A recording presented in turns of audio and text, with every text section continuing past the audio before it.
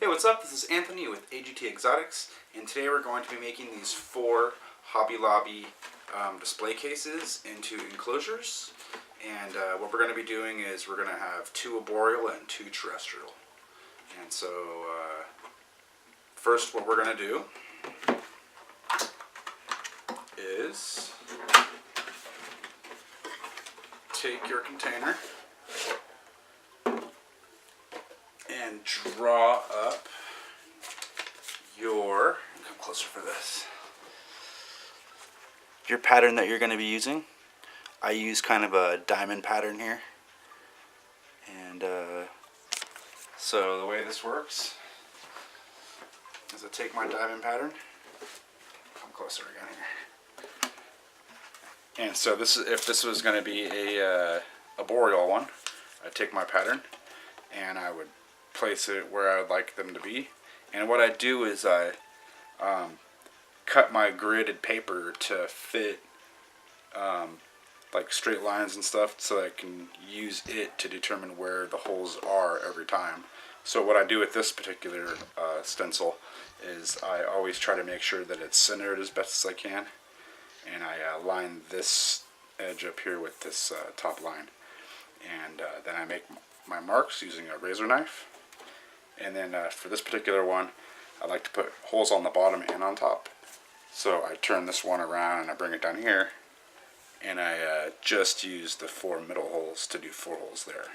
Now for my terrestrial ones, is I would take this same stencil. I use the same stencil for all of my enclosures this size, which is the 9" by 4 3/8 by 4 and 4.13, really odd numbers. So on this one, what I do is I take my stencil here and I line it up with the edge there, and I make my holes right there. Now this would be for my terrestrials that aren't really deep burrowers, so I would use the holes kind of in the middle there on both sides. But what I'm going to start doing for my deeper ones that need more substrate for burrowing is that I will kind of use maybe just these middle 3 lines up towards the top, so I could put more substrate down here underneath. Alright, so I'm going to mark these up and start drilling them. So first what I'm going to do is use a Dremel tool, and I'm going to make pilot holes. It keeps you from cracking the material. If you try to just go straight in and start to drill it, you will crack it, shatter it, push it. It's really tough to do. And you must also, so what I use is a small Dremel bit, and then after that I use a stepper bit, and I'll show you what that is if you're not familiar.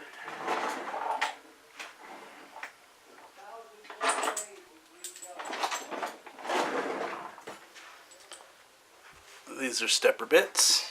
Give you a little more. These are stepper bits, and they kind of graduate in size. And so I usually use this one right here. That's the one I usually use. That's the way that the bit is designed. It has more of a flat wall on the cutting edge versus like a spiral. When you use the spiral, it pulls the material up and it breaks it. This is what you need to use. This is actually the trick to drilling these containers, is a stepper bit. Usually you get these like in a 3-pack. This small one actually is pretty small. I've never tried to use it as my pilot drill bit. Alright, so let's get on it. Okay, so we're going to start with our arboreal enclosure. So I already have it all marked up.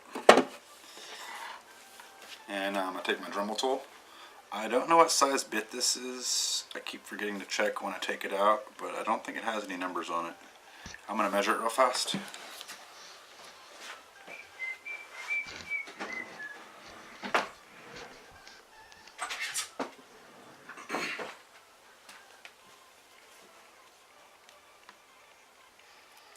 It is a 2mm blade.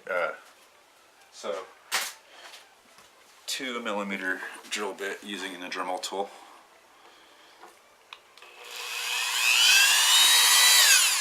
Probably don't want to hear all that. So I'll probably start and then we'll go into a kind of a sped up or a time lapse kind of deal.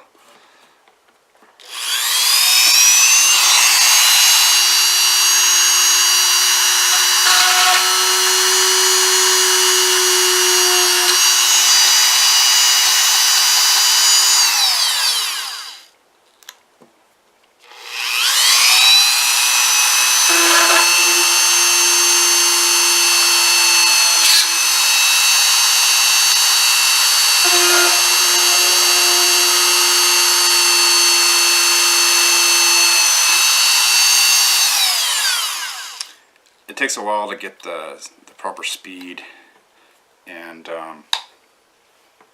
pressure, and what'll happen is you'll get it to chunk up like this on there where it pretty much melts to it. So I probably was pushing too hard or had the speed too high. So when that happens, sometimes you gotta use some kind of a tool to get it off. I usually just cut it off. You can grab pliers and pull it off, but it seems to work pretty good. Usually just get one piece and it comes off. Alright, so I'm going to try going a little bit slower.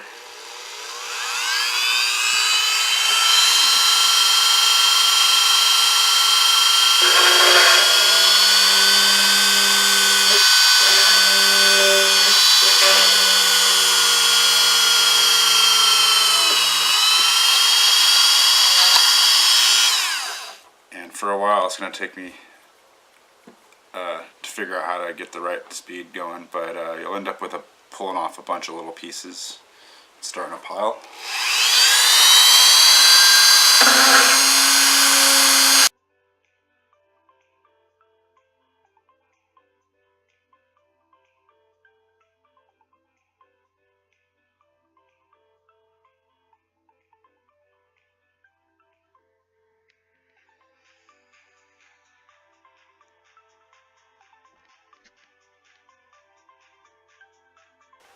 Okay, so I got it dremeled, and these are my pilot holes to make the drilling process a lot easier.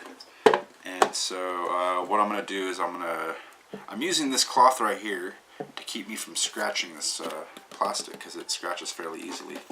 And if I just do it on the table, there may be, imperfections in the table that may scratch it. So what I'm going to do is dump this cloth here.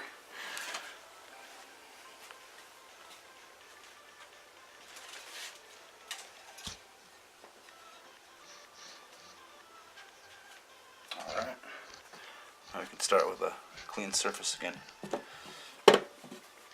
Okay, so now we're going to take our drill bit and we're going to use what I've been using is a 3/16 is the size that all my holes are on my juvenile size enclosures. So let's drill it. And so you need a stepper bit. That is the key to drilling these. Without a stepper bit, it is very tough to not break these enclosures. So I have just like a very simple low amp drill I got specifically for doing these. Alright, so I'm going to start drilling and see if I remember any tips I can teach you as I do it. And if not, we'll just get right into a time-lapse kind of thing.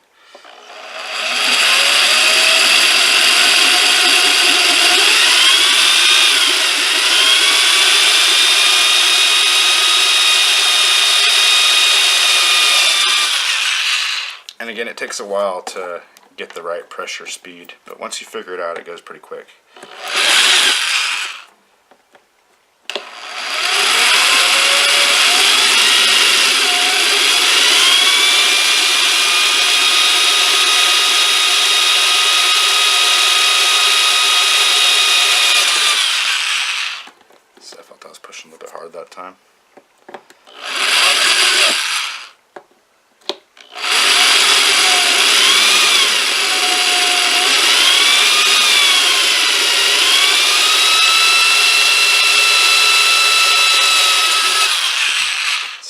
the speed and pressure right there.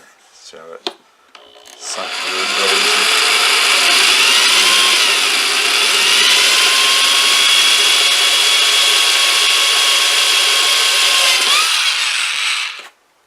A little too much pressure on that. And these are really easy to crack. You go straight from hole to hole, crack will travel. So.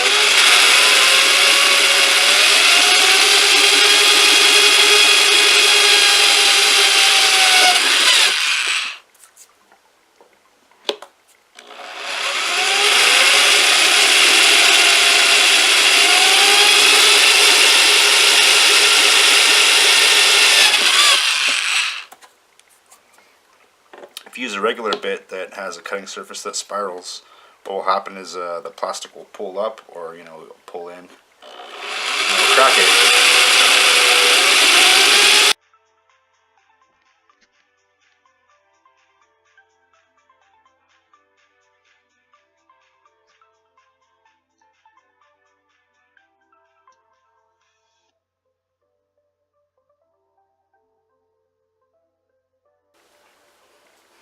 Okay, all done with the drilling. Ready to put your tees in it. Wait a minute, we can't use it like that. Alright, so now you're going to have lots of rough drilled holes basically with a bunch of burrs on it, and it's pretty gnarly. So what I use is a reaming tool that's designed for RC cars in Lexan plastic. It's designed for the bodies that go on the cars. This makes the holes in them. And I picked up this one for $2 at a hobby store. All online, of course, because you go in a hobby store, you'll pay $50 for one of these. 15, 13, something like that. So now I take the reamer tool and just, this is a brand new one, so it's going to be quite sharp. And just go around the hole. And there's not much to scrape off on this front side here.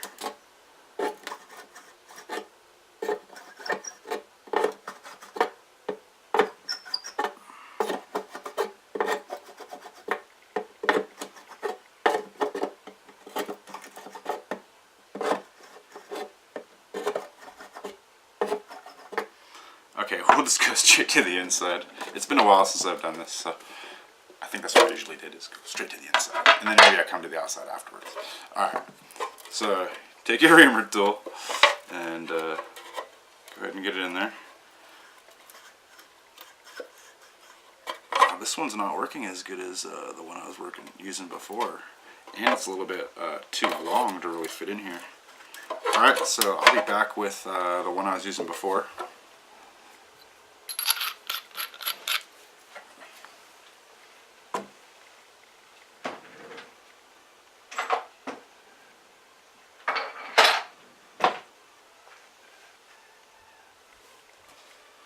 So much for a brand new cheap tool, right? Here we go. There we go. Now we're back in business. This one's a little bit shorter, a little simpler model, but it gets the job done better than that other one there. So just go around it a few times, and you'll see that it cleans it up fairly fast.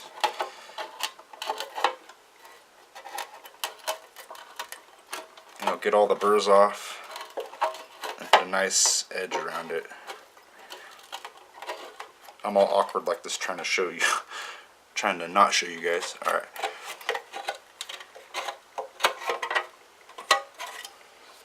So it cleans up pretty quick.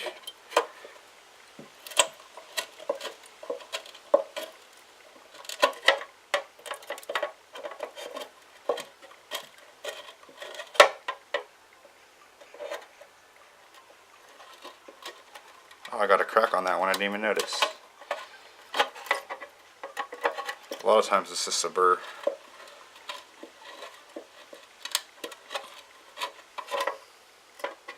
Alright, so I'll come back to you guys when I'm got this all reamed out, and I'll show you how it looks then. Here's how it looks now though. Okay, so I've used the little reaming tool and I've cleaned up all the holes, and now it looks like what you guys are used to seeing with my enclosures. And so now what's next for this arboreal enclosure, it's going to sit up like this. So what we need to do is lay on the lid like I want it. And usually I kind of, if there's like an imperfection in one of these sides here, I will use it as the bottom. But it looks pretty good all the way around. So what I do is I measure, I think it's 2 inches up from here.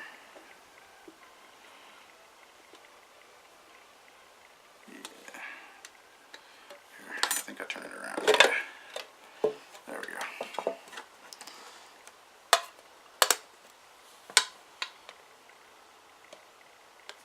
So I'm going to put a little score. So what you do, it's not just 2 inches, it's whatever inches you want to use.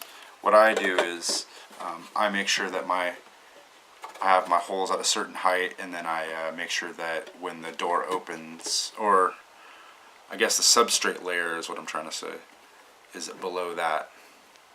So my door opens at that point right there underneath that. And that makes sure these holes are not under. So 2 inches is what I do.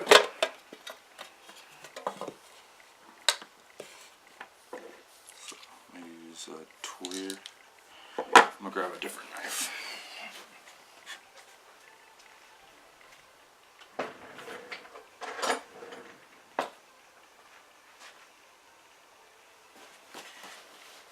Stepping over the dog that's in the way there. Alright, so I'm going to measure 2 inches here. And I'm going to mark it.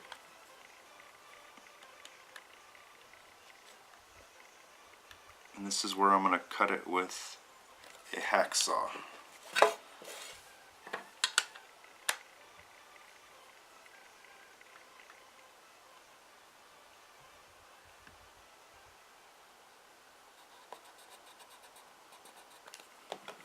So now I got my mark there. So we'll score it across here.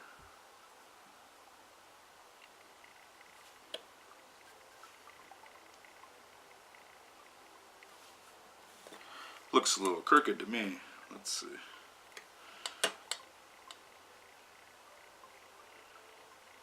I see what I was doing. I was going by this other line that's a crack in the mold. There we go.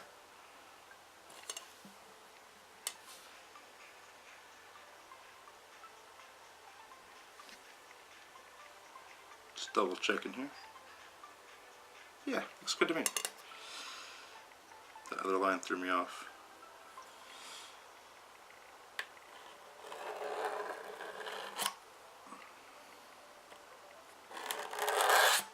This is just to help me. There we go.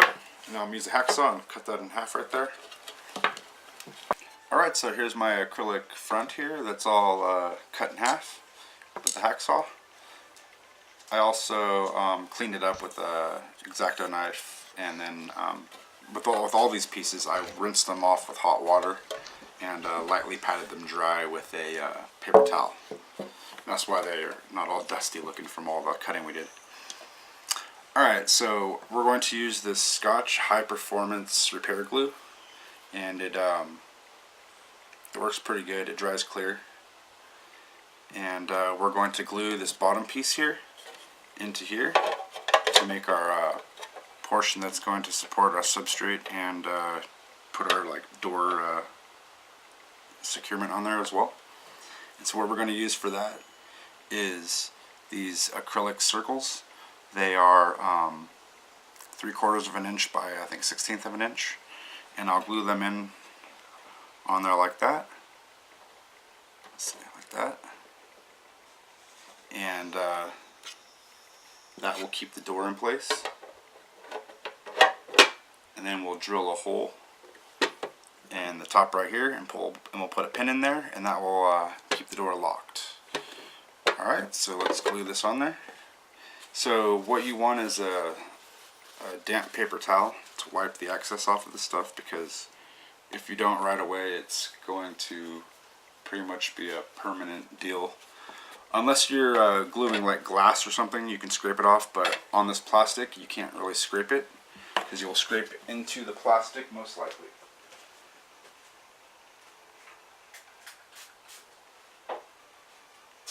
So I get a paper towel and I lightly spray it so it's a little bit damp. And so if there's any I need to wipe off, I have it ready to go. And so what we're going to do is shake this stuff up.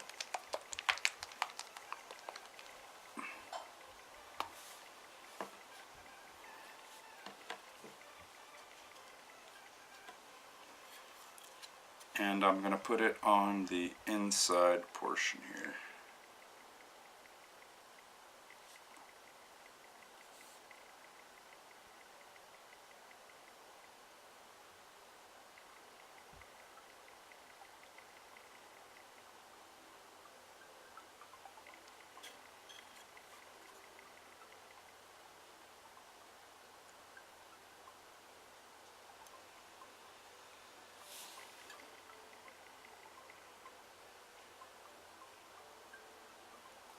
And don't go all the way to the edge because you don't want to get any glue over the edge there. That's a little close.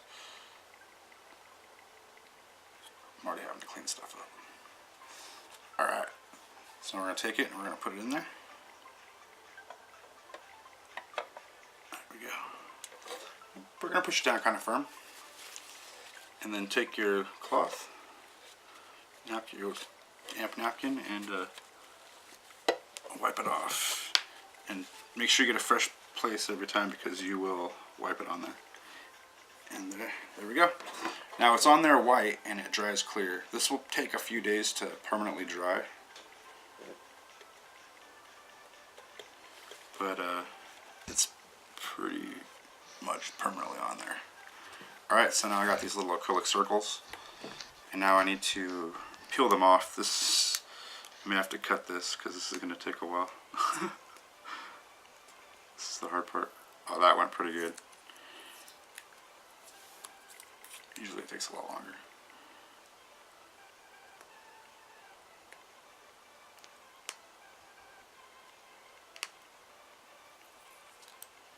Alright, so I got one there. And so now what I'll do is just kind of to the side here. Oops, sliding this around.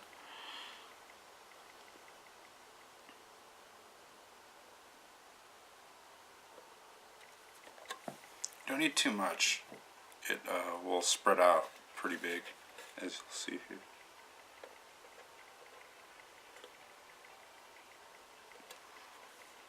And let's get a little bit of overhang there like that.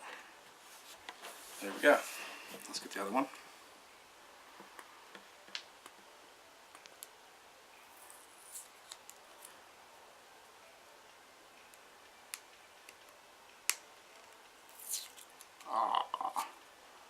That one ripped in half. I didn't know there was multiple layers of this stuff. It's so thin.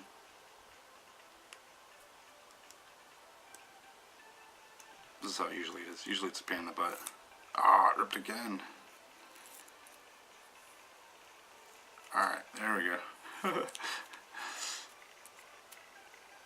Alright.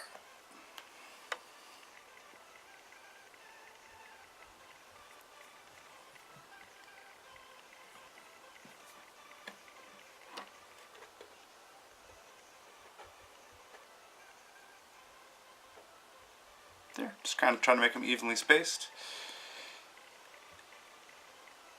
And it'll take a few days, but it will be clear when it's dry. And if you put a lot and it doesn't have a good oxygen flow, it may take like a week or two to be completely dry. But I've put teas in these when it was still white.